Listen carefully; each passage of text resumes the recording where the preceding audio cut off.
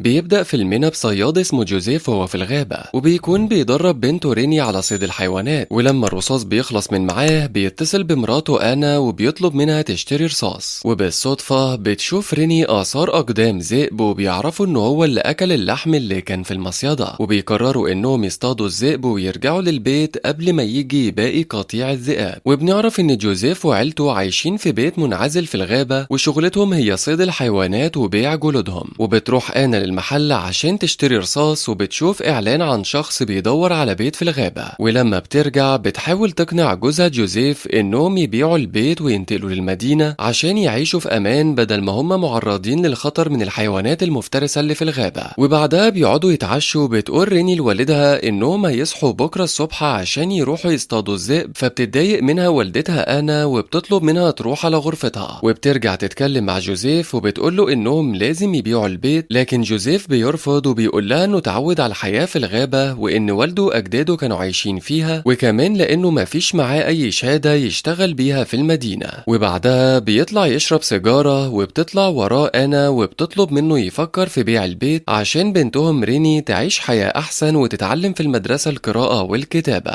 فبيقول لها انه مش هيرجع في قراره مهما حصل، وانه هيعلم بنته ازاي تعتمد على نفسها احسن ما يعلمها القراءة والكتابة. والصبح بيطلع جوزيف للغابة عشان يصطاد الذئب، وبتشوفه بنته ريني من الشباك وبتطلب منه ياخدها معاه عشان يعلمها تصطاد ازاي. فبيوافق جوزيف وبياخدها معاه للغابة. وبتصحى انا ومش بتلاقيهم في البيت، فبتتصل عليهم باللاسلكي وبيقول لها جوزيف انهم طلعوا للغابة عشان يصطادوا وهيرجعوا بعد ساعتين. وبنشوف جوزيف وهو بيعلم بنته ريني ازاي تحط الفخ عشان تستدرج الذئب ويقع فيه. وبيشوف جوزيف آثار الذئب في المكان اللي هم فيه، فبيقول لريني ترجع للبيت بسرعة. وبعد ما بتمشي ريني بيفضل جوزيف يدور على الذئب لحد ما بيلاقيه وبيصوب عليه عشان يصطاده، لكن الطلقة مش بتيجي فيه وبيهرب الذئب بسرعة. فبيروح جوزيف للمكان اللي الذئب كان واقف فيه، وبيتصدم لما بيلاقي ايد بشرية ودم كتير في المكان. وقتها بيفضل يمشي ورا آثار الدم لحد ما بيوصل لمكان فيه جثث ناس كتير مقتولين، وبيعرف ان في قاتل في الغابة. وبيقرر انه ما يتصلش بالشرطة ويدور على القاتل بنفسه، لانه لو بلغ الشرطة يتهموه في الجريمة. وتاني يوم بتتصل عليه مراته أنا باللاسلكي، وبتكون مستغربة جدا لأنه أول مرة يبات في الغابة. فبيرد عليها لكنه مش بيرضى يقول لها على الجثث اللي شافها، وبيقول لها إنه هيبات في الغابة عشان يصطاد الذئب. وبعدها بتروح أنا مع بنتها ريني عشان تملى مية من البحيرة، وبتستغرب ريني لأن الكلب بتاعها اختفى. وفجأة بيظهر لها الذئب وبيقرب منها، فبتترعب منه وبتروح تستخبى ورا والدتها. فبتحاول والدتها إنها تبعد الذئب عنهم وبتفضل تصرخ في وشه، فبيمشي الذئب وبيرجعوا بسرعة للبيت. في الوقت ده بتقول ريني لوالدتها إنها لازم تنقذ الكلب بتاعها من الذئب، فبتطلب منها إنها تفضل في البيت. وبتروح هي للغابة تدور على الكلب لحد ما بتلاقيه ميت، وبترجع البيت وبترفض إنها تعرف بنتها ريني إن الكلب بتاعها ميت، وبتقول لها إنها هتدور عليه بكرة. فبتقول لها ريني إنها خايفة على والدها لأنه في الغابة لوحده وممكن الذئاب تهجم عليه، فبتطلب منها ما تخافش لأن والدها صياد محترف ويقدر يدافع عن نفسه. وتاني يوم بتتصل أنا على جوزيف، لكن اللاسلكي بتاعه مش بيدي إشارة. وبتقول لريني إنهم لازم يخرجوا يصطادوا لأن الأكل خلص من عندهم، فبتوافق ريني وبيطلعوا هما الاتنين يصطادوا. وقتها بتلاحظ ريني إن الذئب أكل كل اللحمة اللي في الفخاخ بتاعتهم، وبتشوف أنا خاتم في فضلات الذئب، وبتستنتج إن الذئب قتل إنسان في الغابة. فبتخاف جدا وبتروح تبلغ الشرطة باختفاء جوزها. في نفس الوقت بيكون في شخص اسمه بارت بيغرم شخص $500 لأنه راكن عربيته في وسط الطريق، وبعدها بيركب عربيته عشان يرجع لمركز الشرطة. وفي الطريق بيشوف عربية عطلانة لكنه مش بيهتم وبيروح لمركز الشرطة. وقتها بتجيله أنا وبتديله الخاتم اللي لقيته في فضلات الذئب، وبتقوله إنه جوزها مختفي في الغابة من يومين وإنها قلقانة عليه وخايفة يكون حصل له حاجة. فبيحاول الشرطي إنه يهديها، وبيقول لها إنه ما ينفعش يعمل بلاغ لأنه لو عمل بلاغ هيترفع عليهم قضية وهتطرد هي وجوزها بره البيت، لأن البيت موجود على أراضي الحكومة مش ملك ليهم. وبتيجي الشرطية لوسي تتكلم مع أنا، وبتطلب منها ما تخافش على جوزها لأنه صياد محترف ويقدر يدافع عن نفسه. وبتقول لها إنها لازم ترجع البيت تستناه، وإنه لما يرجع تحاول تقنعه إنهم يبيعوا البيت لأن حياتهم في خطر من الحيوانات المفترسة اللي في الغابة. فبترجع أنا وبنتها ريني للبيت، وبتطلع أنا تدفن الكلب عشان الذئب ما يشمش ريحته ويجي، وبالصدفة بتشوف غزالة قدامها فبتصطادها لأن مفيش عندهم أكل، وبترجع البيت تحضر الأكل وبتقعد على السفرة هي وبنتها ريني. وقتها ريني بترفض إنها تاكل وبتقول لها إنها خايفة على والدها لأنه في الغابة بقاله يومين. فبتتصل آنا على جوزيف باللاسلكي لكنه برضه مش بيرد عليها، وبتروح آنا تنام من التعب. وبعد شوية بتيجي رينا تصحيها وبتقول لها إنها سمعت صوت حد بيصرخ قدام البيت. فبتمسك آنا البندقية وبتطلع مع بنتها، وفعلا بتسمع صوت بيصرخ، ولما بتقرب من مصدر الصوت بتلاقي الشخص ده بيصرخ وبيترجاها تساعده. فبتاخده آنا للبيت عشان تعالج الجروح اللي في جسمه، وبتلاقيه فقد الوعي. وتاني يوم بتقرب ريني منه وهي خايفة، وأول ما بيفتح عينه بتجري تصحي والدتها وبتقول لها إنها لازم تمشي الشخص ده لأن والدها لو عرف هيتخانق معاها. فبتقول لها آنا إنهم ما ينفعش يخرجوه من البيت وهو مصاب، ولازم يساعدوه لحد ما صحته ترجع له. وفي نفس الوقت بيرجع بارت لمركز الشرطة وبتقول له لوسي إن الشخص اللي دفع له $500 ارتكب مخالفة تانية ولازم ياخدوا معاه إجراء تاني. فبيروح له بارت وهو متضايق وبيدفعه غرامة تانية، ولما بيكون راجع بيشوف نفس العربية في الطريق فبينزل ياخد نمرها عشان يعرف مين صاحبها، وبيشك إن في حاجة حصلت في المكان ده لأن العربية واقفة هنا من زمان. وفي نفس الوقت بتكون أنا بتاكل هي وبنتها، وبيفوق الشخص اللي عندهم فبتروح أنا تديله أكل، وبتعرف منه إن اسمه لويس وبيبدأ يحكي لها على اللي حصل له. فبيقول لها إن عربيته اتعطلت وهو في الغابة، ولما المية خلصت من معاه قرر إنه ينزل يدور على بحيرة لحد ما جاله ذئب وهجم عليه، وقدر إنه يهرب منه بصعوبة بعد ما خربشه وجرحه جروح كتيرة في جسمه. فبتشك أنا في كلامه لأن الجروح اللي في جسمه باينة قوي إنها مش من مخالب ذئب، وبعد تفكير بتقرر إنها تمشيه. فبتقوله إنه لازم يروح المستشفى عشان يطهر جروحه قبل ما يتصاب بعدوى بكتيرية، وبيوافق لويس لكنه بيكون شاكك إن أنا بتقوله كده عشان تخرجه من البيت. بعدها بتجيب أنا خشبة وبتسحب بيها لويس عشان تطلعه في العربية وتروح بيه للمستشفى، لكن لويس بيحس بألم شديد وبيترجاها تسيبه ويفضل عندها في البيت لحد بكرة. فبتضطر أنا إنها ترجعه للبيت، وبعدها بتطلع هي وبنتها ريني وبيحطوا فخاخ حوالين البيت عشان الذئاب ما تقدرش تجيلهم، وبيحطوا سم جوه اللحمة وبعدها بيولعوا نار. وبنروح للشرطي بارت اللي بيحكي لزميلته لوسي عن العربية اللي شافها في الغابة، وبيقول لها إنه هيروح للجهة الشرقية من الغابة عشان يعرف العربية دي واقفة ليه. وفعلا بيروح للمكان اللي فيه العربية وبينزل يتمشى في الغابة، وبيلاحظ إن في رموز غريبة منحوتة على الشجر، وبيفضل يمشي ورا الرموز دي لحد ما بيلاقي جثث كتير، وبتكون دي نفس الجثث اللي شافها جوزيف. ووقتها بيقع بارت في فخ وبيفضل يصرخ من الألم ومش بيقدر يتحرك. وبعدها بفترة بتقلق عليه لوسي فبتروح للغابة عشان تطمن عليه. في الوقت ده بتكون أنا بتتصل على جوزيف وبتسمع صوت اللاسلكي بتاعه قريب منها، ولما بتقرب من الصوت بتتصدم لما بتلاقي جوزيف ميت على الأرض وبتفضل تعيط عليه. ولما بتشوف الجرح اللي في راسه بتعرف إن لويس هو اللي عمل كده لأن الجروح اللي شافتها عليه كانت واضحة إنها بسبب خناقة، وبتفتكر إن بنتها ريني معاه في البيت وممكن إنه يأذيها، فبتروح للبيت بسرعة عشان تنقذها منه. في الوقت ده بتوصل لوسي للمكان اللي فيه بارت وبتشوفه مصاب وواقع على الأرض، فبتقول له ما يتحركش من مكانه وبتروح تتصل بالدعم. وبتوصل أنا للبيت وبتتسحب لغرفة بنتها عشان تنقذها، ولكن لويس بيجي من وراها وبيضربها قدام بنتها ريني وبيفقدها الوعي. وبعد شوية بتفوق وبتسأل لويس عن مكان بنتها، فبيقول لها إنه مش هيعرفها مكانها غير بعد ما تقول له على مكان مفاتيح عربيتها، وبتضطر أنا إنها تقول له على مكان المفاتيح. وبنعرف إن لويس مختل عقليا وهربان من مستشفى الأمراض العقلية، وهو اللي ارتكب كل الجرائم دي، ولما كشفوا جوزيف اتخانق معاه وقتله. بعدها بتوصل الشرطة للمكان اللي فيه بارت وبيلاقوا آثار دم على الأرض بتوصل لبيت أنا، فبيقرروا إنهم يمشوا ورا الآثار دي. وفي نفس الوقت بيحاول لويس إنه يقتل أنا لكنها بتضربه بالخطاف ده وبتخليه يفقد الوعي. ولما بتروح لغرفة بنتها ريني بتلاقيها ميتة وبتفضل تعيط عليها. وبعدها بتقرر أنا تعذب لويس وتنتقم منه على كل اللي عمله في بنتها وجوزها، وبتاخده للمخزن وبتفضل تعذب فيه. ولما بتوصل الشرطة بيلاقوا أنا طالعة لهم وهي غرقانة بالدم بعد ما قتلت لويس وانتقمت منه. وهنا بيخلص الفيلم.